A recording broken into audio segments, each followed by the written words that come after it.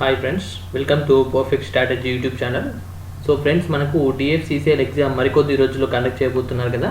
So ఎగ్జామ్కి ముందు మీకు history of Indian Railways, customer relationship and economics and మార్కెటింగ్కి సంబంధించి మిక్స్ క్వశ్చన్ సిరీస్ అయితే ఇప్పుడు ఈ వీడియోలో స్టార్ట్ చేస్తున్నాము.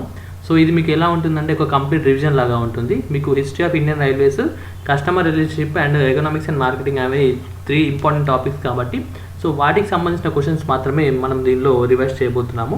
సో ఇంకా మనము వీడియో కనుక స్టార్ట్ చేసినట్లయితే సో మనము చూడండి ఫ్రెండ్స్, మనకు ఈ 3 టాపిక్స్ కూడా జనరల్గా చాలామందికి ఇబ్బందిగా అవుతుంటాయి. సో కాబట్టి మనము ఈ సిరీస్ని స్టార్ట్ చేసాము. సో మనం ఫస్ట్ క్వశ్చన్ కనుక చూసినట్లయితే చూడండి, who has taken over the additional charge of the post of general manager in eastern railways on 1st January 2021 రోజు అని అంటున్నారు. సో మనకు 2021 January 1 రోజు ఈస్టర్న్ రైల్వేస్కి జనరల్ మేనేజర్ అంటే ఇలాంటి క్వశ్చన్స్ కూడా అడుగుతారు. సో కాబట్టి చూడండి, దీని ఆన్సర్ వచ్చేసి మనకు మనోజ్ జోషి. సో మనోజ్ జోషి గారు మనకు అడిషనల్ ఛార్జ్ అనేది తీసుకోవడం జరిగింది 1st January 2021లో. ఓకేనా, చూడండి, he is working as a general manager in metro railway since 14th January 2020. అంటే తను మెట్రో రైల్వేలో జనరల్ మేనేజర్గా వర్క్ చేస్తుండేవారు. సో తనని తీసుకొచ్చి ఈస్టర్న్ రైల్వేస్కి జనరల్ మేనేజర్ చేశారు. ఓకేనా, సో చూడండి, వెస్టర్న్ రైల్వేస్ అనేది యాక్చువల్గా ఇది one of the zone of 18 zones. So ఇప్పుడు మనకు 18 zones అయ్యాయి కదా. సో న్యూ జోన్ ఏంటనేది మీరు కింద కామెంట్ సెక్షన్లో కామెంట్ చేయండి. సో మనకు అది దాని పేరు కూడా ఏమి ఇచ్చారనేది కూడా కామెంట్ చేయండి. ఓకేనా, చూడండి, it was created on 5th November 1951 by the merger of several state owned railways.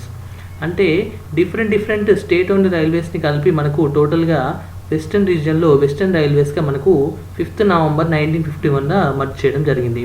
Next one, western రైల్వేస్లో ఇంకొక ఇంపార్టెంట్ వన్ ఏంటంటే సూరత్ రైల్వే స్టేషన్. సో మనకు సూరత్ గుజరాత్లో ఉంది కదా వెస్టర్న్ రీజియన్లో. ఇది మనకు one of the busiest railway station in the western railway in non junction category. దేనిలో? Non junction కేటగిరీలో.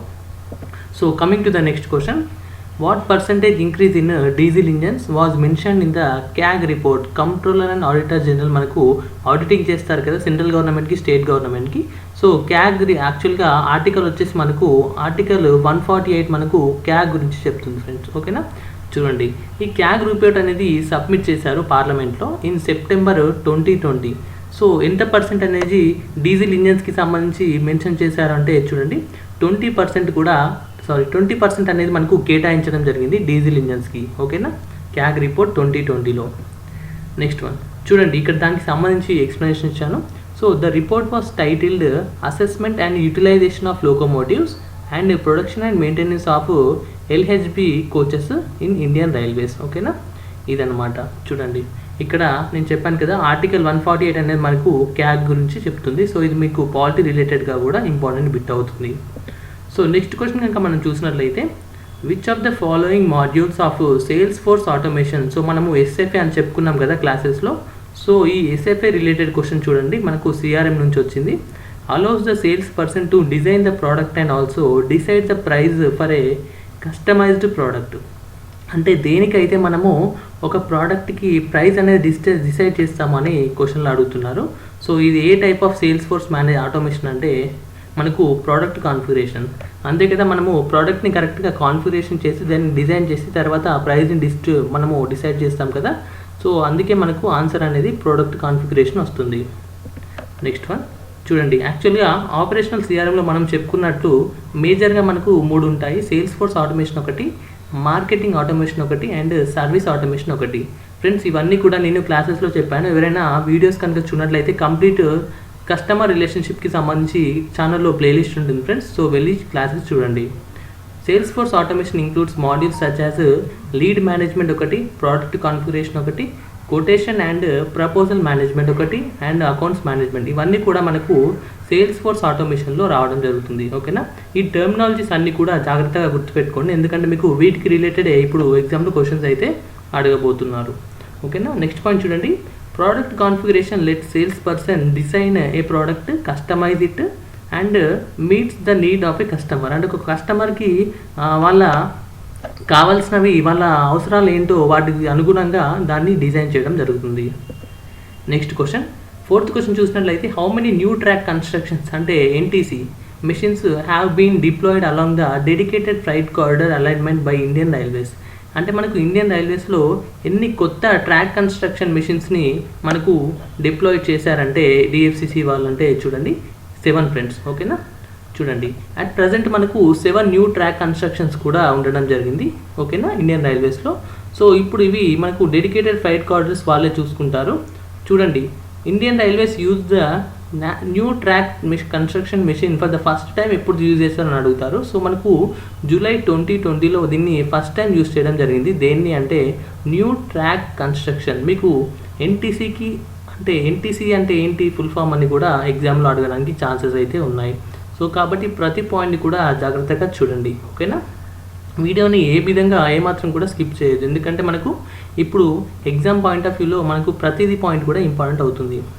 ఓకేనా, నెక్స్ట్ వన్ చూడండి. అదర్ ఇంపార్టెంట్ పాయింట్స్లో NTC machines has the capability to construct 1.5 kilometer track per day. అంటే దీని capacity ఎంత ఉంటుందంట మరి ఎన్టీసీ మెషిన్ది? 1.5 కిలోమీటర్ ట్రాక్ని ఒక రోజులో కన్స్ట్రక్ట్ చేసే అంత కెపాసిటీ ఉంటుందన్నమాట. దేనిది? న్యూ ట్రాక్ కన్స్ట్రక్షన్ మెషిన్ది. సో నెక్స్ట్ క్వశ్చన్ మనకి ఏమడుగుతున్నారంటే డీజిల్ కాంపోనెంట్ ఫ్యాక్టరీ ఎక్కడ ఉందని అడుగుతున్నారు. మనకు డీజిల్ కాంపోనెంట్ ఫ్యాక్టరీ వచ్చేసి ధనుకిలో ఉంది. మరి ధనుకి అనేది ఎక్కడ ఉందంటే చూడండి, మనకు డీజిల్ కాంపోనెంట్ ఫ్యాక్టరీ వచ్చేసి ధనుకి వెస్ట్ బెంగాల్లో ఉండడం జరుగుతుంది. సో దీన్ని మమతా బెనర్జీ గారు 2012 ఇయర్లో దీన్ని ఇనాగ్రేషన్ చేయడం జరిగింది, ఫౌండేషన్ స్టోన్ వేశారు. ఓకేనా, ఇది ధనుకి అంటే మనకు హూగ్లీ అంటే వెస్ట్ బెంగాల్లో ఉంది. నెక్స్ట్ వన్, ఇంకొక పాయింట్ చూడండి, important point. The diesel loco factory machines manufacture components for diesel locomotives at ఇవి ఎక్కడ దీన్ని తయారు చేస్తారంటే డీజిల్ లోకోమోటివ్ వర్క్స్ వచ్చేసి మనకు వారణాసిలో దీన్ని మ్యానుఫ్యాక్చర్ చేస్తూ ఉంటారు. సో నెక్స్ట్ క్వశ్చన్ మనం చూసుకున్నట్లయితే which of the following buying practices consist of purchasing from multiple sources. అంటే మనకు మల్టిపుల్ సోర్సెస్ నుంచి మనం పర్చేస్ చేసే ప్రాక్టీసెస్ని ఏమంటారని అడుగుతున్నారు. సో దీన్ని ఏమంటారంటే డైవర్సిఫైడ్ బయింగ్ అంటారు. ఇది మనకు ఎకనామిక్స్ అండ్ మార్కెటింగ్ టాపిక్లో వస్తుంది. మరి ఈ బయింగ్స్ అనేవి యాక్చువల్గా ఎన్ని డిఫరెంట్ టైప్స్ ఆఫ్ ఉంటాయని చూద్దాము. సో మనకు బయింగ్ గురించి చూసుకున్నట్లయితే మెయిన్గా 4 టైప్స్ ఉంటాయి. ఒకటి diversified buying, next speculative buying, next conservative buying, and next one వచ్చేసి మనకు కాన్సన్ట్రేటెడ్ బయింగ్. ఈ ఫస్ట్ వన్ వచ్చేసి ఏంటంటే చూడండి, buyers make purchases from a large number of suppliers. అంటే మనకు ఎక్కువ నెంబర్ ఆఫ్ సప్లయర్స్ నుంచి మనము కొన్నట్లయితే దాన్ని ఏమంటారంటే డైవర్సిఫైడ్ బయింగ్ అంటారు. నెక్స్ట్ స్పెక్యులేటివ్ బయింగ్ అంటే ఏంటంటే ఇప్పుడు మనకు రాబోయే ఫ్యూచర్లో ప్రైసెస్ కనుక పెరుగుతాయని మనం అనుకున్నట్లయితే మనము అప్పుడు పర్చేస్ చేస్తాం కదా. సో హ్యూజ్ ఆర్డర్స్ పెడతాం కదా, ముందు చూపు దృష్టి. సో దాన్ని స్పెక్యులేటివ్ బయింగ్ అంటారు. కన్జర్వేటివ్ బయింగ్ అంటే ఏంటంటే చూడండి, some purchasers have the propensity purchasing carefully based on current needs. అంటే మనము ప్రస్తుతం ఉన్న అవసరాలకు సంబంధించి బయింగ్ కనుక చేస్తే దాన్ని కన్జర్వేటివ్ బయింగ్ అంటారు. కాన్సన్ట్రేటెడ్ బయింగ్ అంటే ఏంటంటే చూడండి, are made from a limited number of sources. అంటే మనము తక్కువ సప్లయర్స్ నుంచి అంటే లేదంటే ఎప్పుడు మనం రెగ్యులర్గా ఒకే దగ్గర నుంచి కొన్నట్లయితే దాన్ని ఏమంటారంటే కాన్సన్ట్రేటెడ్ బయింగ్ అంటారు. సో ఇది మనకు 4 డిఫరెంట్ టైప్స్ ఆఫ్ బయింగ్ అనేది చెప్తుంది. ఎకనామిక్స్ అండ్ మార్కెటింగ్ టాపిక్లో ఇది కవర్ అవుతుంది ఫ్రెండ్స్. ఓకేనా, నెక్స్ట్ క్వశ్చన్ ఏం అడుగుతున్నారంటే చూడండి, what does HOV stands. So abbreviations అన్నీ కూడా చాలా ఇంపార్టెంట్. హెచ్ఓవి అనేది మనకు దేన్ని రిప్రజెంట్ చేస్తుందని అడుగుతున్నారు. యాక్చువల్గా హెచ్ఓబి అనేది ఒక system that is being adopted by Indian railways on all LHB coaches. Friends ఇంతకుముందు కూడా ఎల్హెచ్బి అని వచ్చింది. సో ఎల్హెచ్బి అంటే ఫుల్ ఫామ్ ఏంటి అనేది మీరు కింద కామెంట్ సెక్షన్లో కామెంట్ చేయండి. ఓకేనా, చూడండి ఈ ఎల్హెచ్బి కోచెస్లో వాడే హెచ్ఓజీ సిస్టమ్ని, హెచ్ఓజీ అంటే ఏంటి మరి? హెచ్ఓజీ అంటే nothing but head on generation. ఓకేనా, హెడ్ ఆన్ జనరేషన్. ఓకే, ఇప్పుడు చూద్దాం.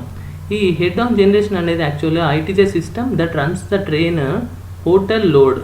అంటే the load of air conditioning, light, fans and pantry ఇవన్నిటికీ సంబంధించి మనకు ఈ ట్రైన్కి సంబంధించి రన్ చేస్తుంది కదా సిస్టము. సో దాన్నే ఏమంటారంటే ఈ హెడ్ ఆన్ జనరేషన్ అంటారు. అంటే by drawing electricity from the over head electric lines with the help of pantograph.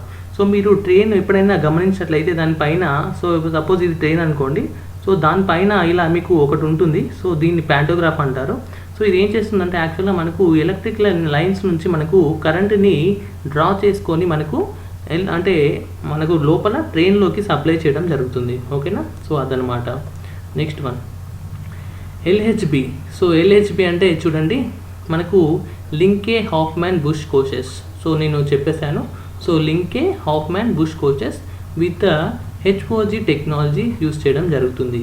దీన్ని రైల్వే మినిస్ట్రీ వాళ్ళు ఇప్పుడు ప్రతి ట్రైన్లో కూడా అప్గ్రేడ్ చేస్తూ ఉన్నారు. చూడండి, ఓకేనా.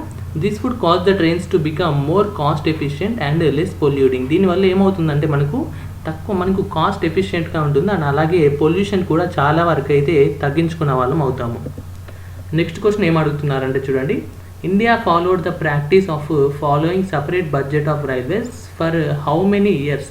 అంటే సపరేట్గా మనకు రైల్వే బడ్జెట్ అనేది మనము ఎన్ని రోజుల వరకు దీన్ని ఫాలో అయ్యామని అడుగుతున్నారు క్వశ్చన్లో. సో మనము ఎన్ని రోజులు ఫాలో అయ్యామంటే ఆన్సర్ అనేది 92 ఇయర్స్ కూడా మనము ఫాలో అవ్వడం జరిగింది. చూడండి, India followed the practice of separate budget of railways for 92 years.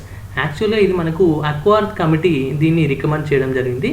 On the consideration of nationalisation of Indian railways based on the recommendation of Acworth committee the finances of railways were separated in 1924. ఓకేనా, 1924లో దీన్ని separate చేశారు.